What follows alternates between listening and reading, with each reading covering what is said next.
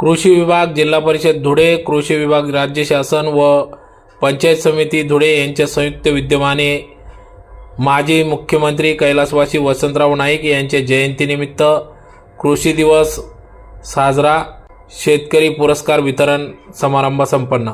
याबाबत अधिक वृत्त असे की आज दिनांक 1 जुलै 2026 रोजी सकाळी 10 वाजता कैलासवासी यशवंतराव चव्हाण सभागृहात कृषी विभाग, जिल्हा परिषद धुळे, कृषी विभाग, राज्य शासन आणि पंचायत समिती धुळे यांच्या संयुक्त विद्यमाने महाराष्ट्र राज्याचे माजी मुख्यमंत्री कैलासवासी वसंतरावजी नाईक यांच्या जयंतीनिमित्त आज कृषी दिवस हा संपूर्ण महाराष्ट्रभरात राबविला जात असतो। कृषी दिनानिमित्त विविध कार्यक्रमांचे आयोजन या ठिकाणी करण्यात येत असते।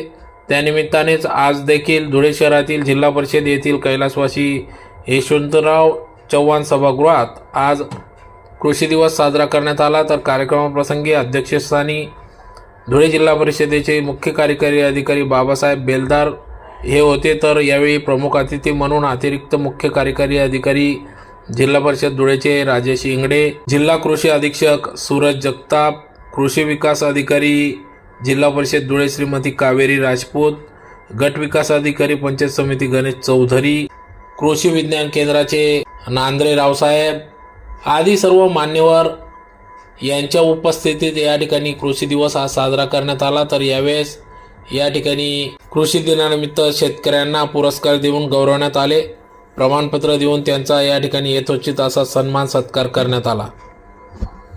यावेळी कृषी विभागातील अधिकारी कर्मचारी यांनी या कार्यक्रमासाठी अथक परिश्रम घेतला। तर या प्रसंगी पुरस्कारार्थी शेतकरी व त्यांचे परिवारासह या ठिकाणी मोठ्या संख्येने शेतकरी वर्ग उपस्थित होता। तर यावेळी या ठिकाणी शेतकऱ्यांनी पीक लागवड कशी करावी या संदर्भात देखील सखोल मार्गदर्शन करण्यात आले। पाऊस सध्या वेळेवर पडत नसल्याने या ठिकाणी पाण्याची बचत कशी करता येईल या संदर्भात देखील सखोल मार्गदर्शन करण्यात आले। तर अतिशय उत्साहात सदर कृषी दिवस हा या ठिकाणी साजरा करण्यात आला। 100% चांगल्या पद्धतीने आपल्याला करता येऊ शकतं।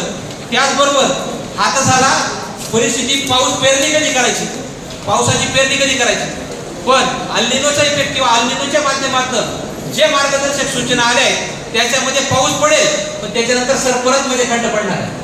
म्हणजे जो पाऊस जून जुलैमध्ये पडणार होता तो पुढे सरकला, तो जुलै ऑगस्ट मध्ये जाईल, सप्टेंबर मध्ये परत पिकांमध्ये काय पडेल, पावसामध्ये खंड पडण्याची शक्यता वर्तवली आहे।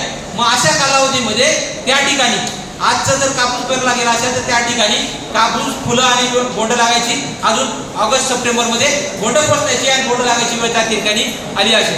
म्हणून त्या ठिकाणी आहे ती पीक पद्धती जगवण्यासाठी खऱ्या अर्थाने आहे त्या पीक पद्धती जगवण्यासाठी खऱ्या अर्थाने ड्रिपच्या माध्यमातून पाणी, पिकाच्या वाढीच्या अवस्थेला पाणी देणे, त्यानंतर एक ओळ किंवा सऱ्या असतील ते एक सरी आड पाणी देणे, अशा मल्चिंगच्या माध्यमातून किंवा आच्छादनाचा उपयोग करून त्या ठिकाणी आच्छादनाचा उपयोग करून आपण त्या पीक पद्धतीमध्ये वाचून कमी पाण्यामध्ये जास्तीत जास्त पीक पद्धती किंवा पिकं टिकतील कसं या दृष्टिकोनातून 100% आपण प्रयत्न करणं गरजेचं आहे। मक्यासारख्या पिकाला 100% पाणी जास्त लागतं अशा पिकाची पेरणी, कारण आज जर बघितलं तर मक्याचा आपल्याकडे हंगामात राहिला नाही। म्हणजे कोणत्या हंगामात मका, पाऊस पाणी आहे पहिला मका, पाणी आहे पहिला मका।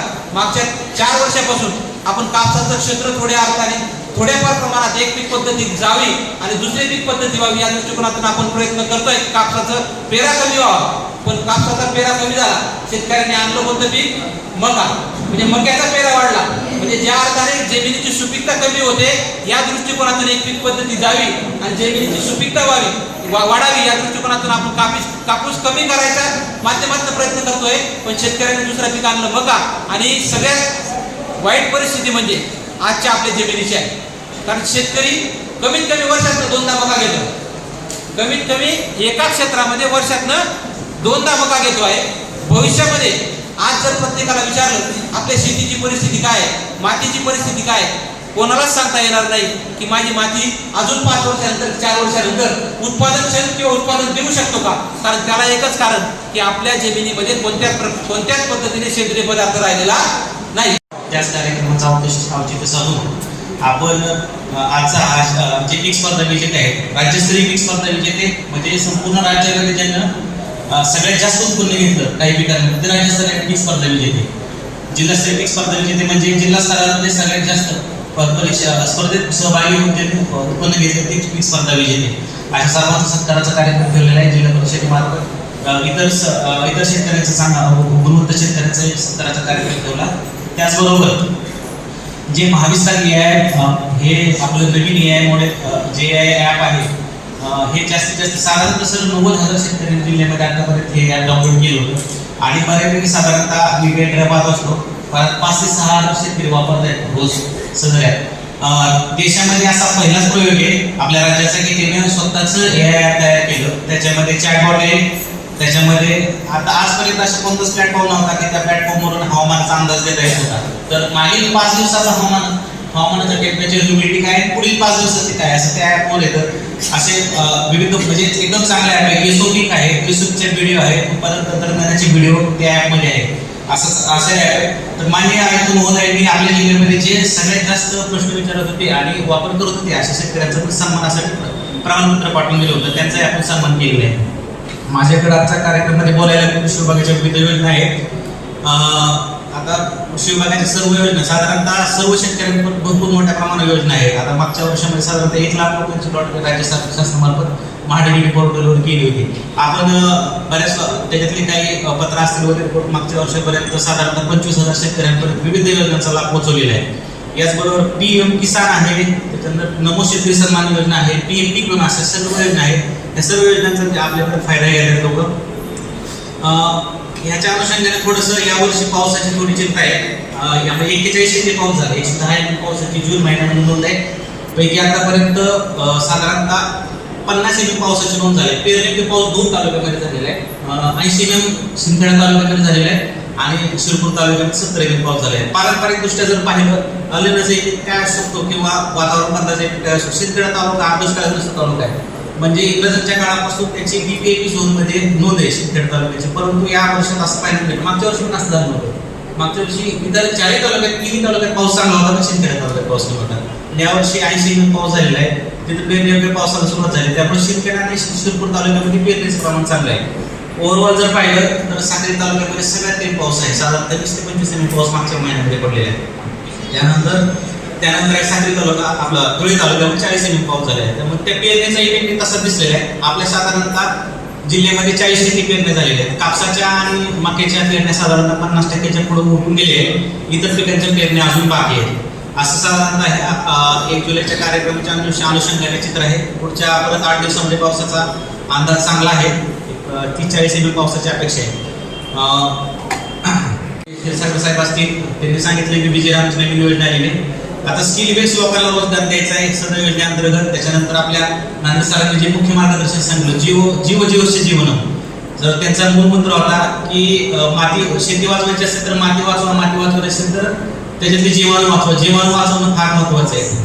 आपण केमिकल फर्टिलायझर किती मोठ्या प्रमाणावरती दिले तर ते केमिकल फर्टिलायझर झाडाला ज्या फॉर्मॅटमध्ये लागतात, म्हणजे आपल्याला जर एखाद्याने बाजरी खायला गेली तर आपण खाऊ शकतो का नाही, तर त्याच्यावर प्रोसेस करावं लागेल, त्यापासून भाकरी बनवून खावं लागेल. तसंच आहे. तर ते खतांवरती प्रोसेस करणाऱ्या ह्याच्यामध्ये बॅक्टेरिया असतात, मायक्रो ऑर्गॅनिझम आहेत, त्या प्रोसेस करतात, मग ते अन्न झाडाला लागू पडतं. तर सरांचंही आपलं जो मार्गदर्शन आहे त्याचा आपण सर्वांनी अवलंब करूया. त्या पुरस्कारासाठी तुम्ही काय मेहनत घेतली, काय मार्गदर्शन घेतलं हे तुमचं तुम्हाला माहिती आहे, बरोबर. आता तुमचं टार्गेट काय, पुढच्या वर्षीचा जेव्हा 1 जुलै आपला हा तारीख 1 जुलै, तर त्यावेळेस तुम्हाला आज ह्या वर्षी तुमचं जे काही उत्पन्न आहे ते उत्पन्न तुमचं कसं वाढेल त्याच्यासाठी तुम्ही प्रयत्न केले पाहिजेत. आणि त्याच्यासाठी आतापर्यंत जे काही मार्गदर्शन तुम्हाला दिलं, केबीजीचे शास्त्रज्ञ साहेब आपले किंवा पूर्ण टीम आहे ॲग्रिकल्चरची, या सगळ्यांची मदत घेऊन तुम्हाला तुमचं उत्पन्न वाढवायचं आहे. वाढवायचं आहे का नाही? जेवढं बस झालं. जेवढं काम केलं तेवढंच केलं तर तेवढंच उत्पन्न येईल. काहीतरी वेगळं करावं लागेल. वेगळं करावं लागेल तर कोणाला करावं लागेल, तुम्हाला इनिशिएटिव्ह घ्यावं लागेल. आणि त्याच्यासाठी जी काही माहिती घ्यायची ती कोणाकडून घ्यायची तुम्हाला सगळं माहिती आहे. त्याच्यामुळे त्याच्यासाठी तुम्ही प्रयत्न करावा आणि तुमचं उत्पन्न अजून वाढवावं याच्यासाठी प्रयत्न करावा अशी माझी तुम्हाला विनंती आहे. धंदा अजून मला काय देता येईल की जेणेकरून माझं उत्पन्न वाढेल, याच्यासाठी पण तुम्ही प्रयत्न करावा, ही पण माझी तुम्हाला विनंती राहील. याच्यासाठी पूर्ण टीम आहे, कोणाकडून कसं मार्गदर्शन घ्यायचं हे तुम्ही घ्यावं. आणि पुढच्या वर्षी आज तुम्ही जे काही आहे उत्पन्न तुमचं एका गोष्टीपासून असेल तर पुढच्या वर्षी किमान 2 गोष्टीपासूनचं तरी उत्पन्न असलं पाहिजे. याच्यासाठी तुम्ही सगळ्यांनी प्रयत्न करावा. पुढे अशी राहील की एफपीओ ही जी कन्सेप्ट आहे, तर एफपीओ मध्ये आपले जास्तीत जास्त समजा आपलं काम झालं पाहिजे. कारण एका शेतकऱ्याने एक काम करणं वेगळं आणि पूर्ण एफपीओ म्हणून एखादी कन्सेप्ट जर डेव्हलप झाली तर किती मोठं काम होऊ शकतं हे आपण राज्यभरामध्ये सक्सेस स्टोरीज पाहतो.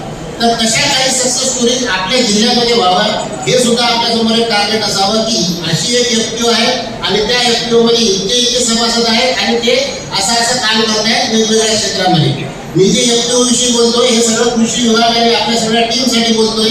आपण सगळं हे प्रयत्न करून हे या ठिकाणी आपण एफपीओचं काम आणि आपलं शेतकऱ्यांचं त्या दृष्टीनं काम वाढेल. आणि नुसतं शेतीचंच उत्पन्न म्हणून नाही तर उद्योग म्हणून जे आहे तर ते यायचं असते कृषीमध्ये उद्योग करा आपण म्हणतो, तर ते एकटे कशी येते, एका शेतकरी तर नाही करू शकत ना.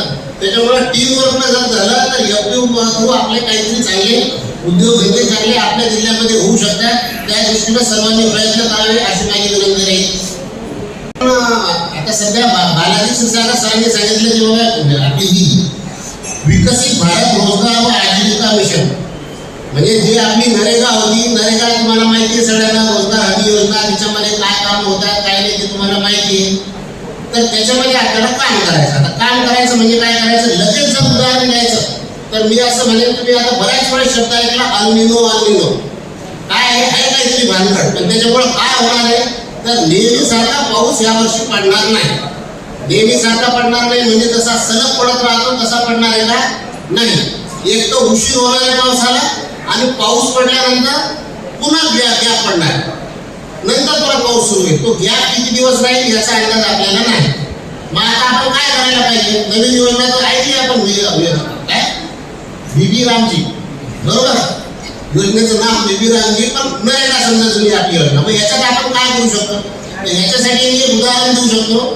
मागच्या काही दिवस अगोदर मी आमची टीम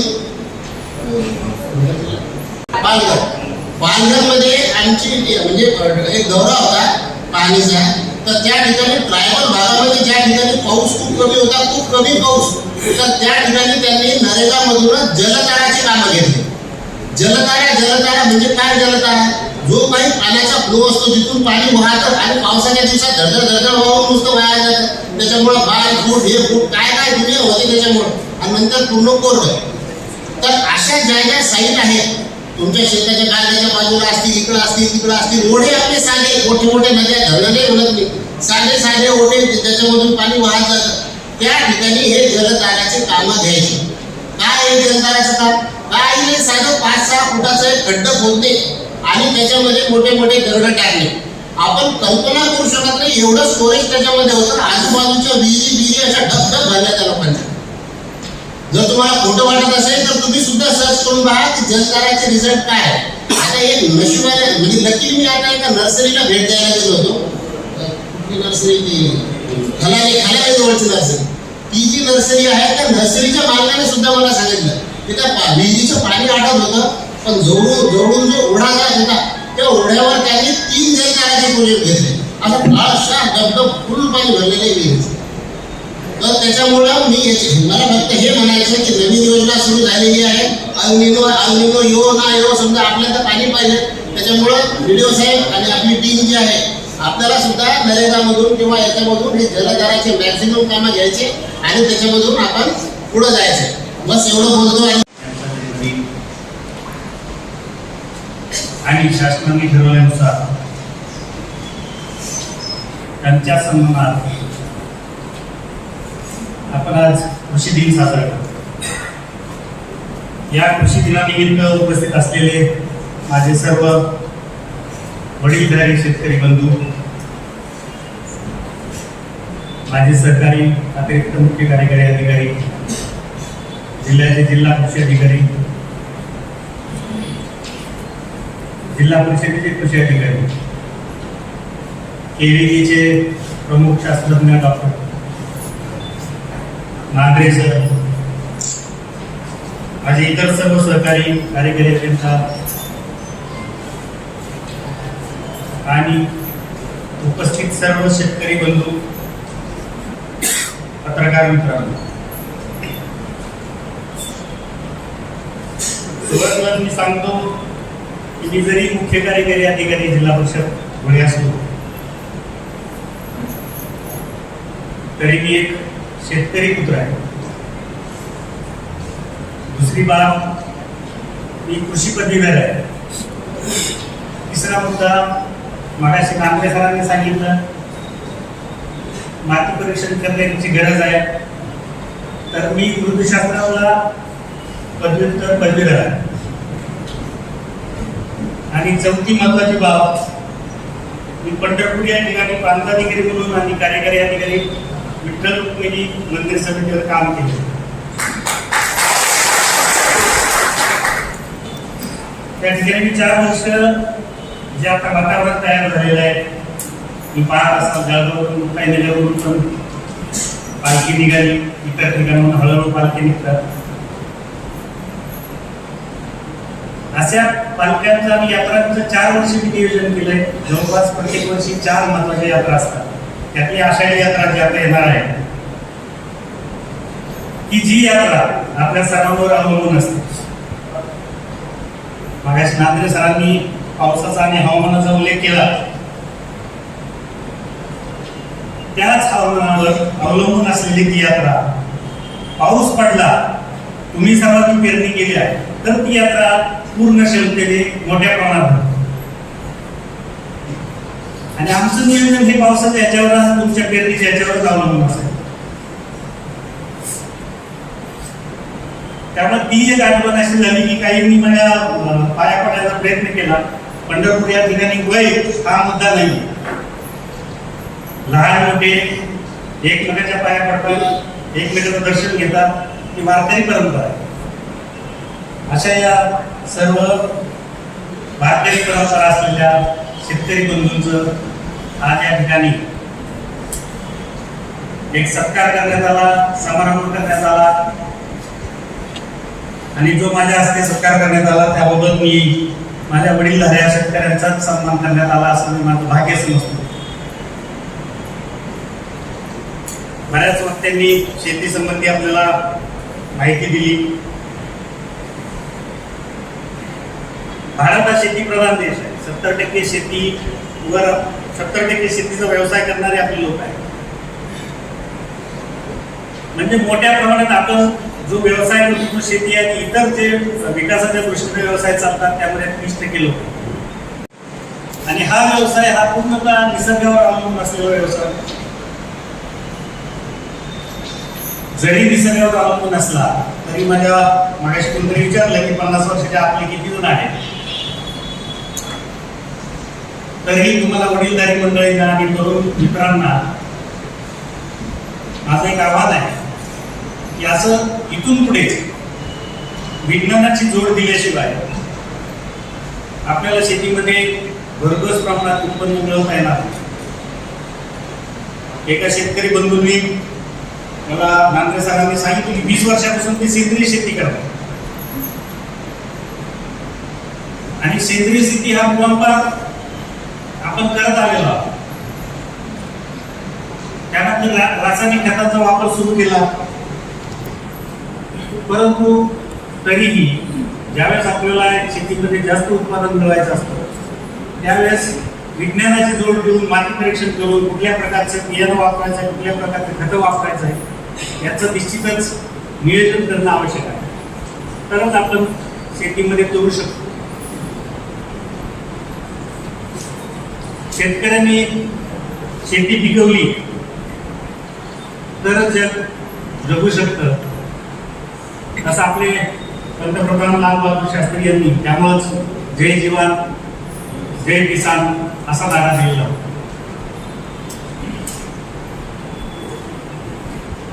आपल्या सर्वांनी विज्ञानाची जोड दिली तर निश्चितच निसर्गाचे मात करायला, त्या निसर्गाची कितीही संकट आली तर ती दूर करायला आपल्याला निश्चितच मदत होईल. या कृषी दिनानिमित्त मी पुन्हा या ठिकाणी ज्या शेतकरी बंधूंचा सत्कार झाला त्यांचं मी पुनश्च अभिनंदन करतो आणि